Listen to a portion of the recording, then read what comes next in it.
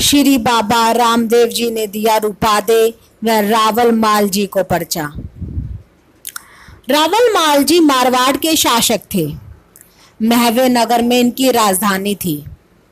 इनकी रानी रूपादे रामदेव जी की अनन्य भक्त थी और माल जी रामदेव जी की भक्ति को मात्र आडंबर समझते थे और हमेशा ही रानी की बाबा के प्रति श्रद्धा का विरोध करते थे।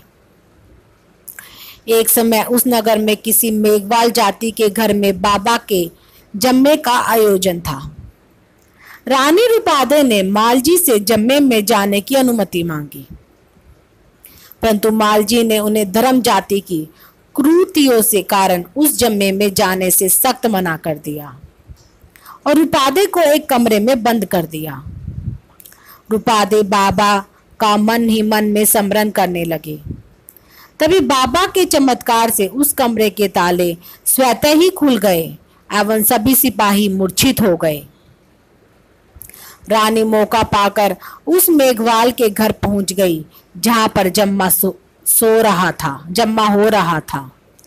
सभी ने रूपादे का बहुत सत्कार किया, परंतु वहां पर मालजी का एक गुप्तचर भी उपस्थित था।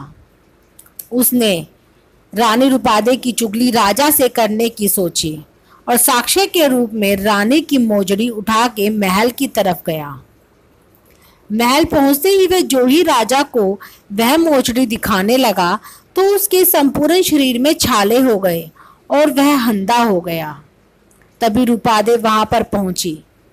रानी को उस गुप्तचर पर दया आ गई और उसने बाबा से उसकी भूल पर स्वयं क्षमा मांगी एवं उसे पुनः स्वस्थ करने की प्रार्थना करने लगी।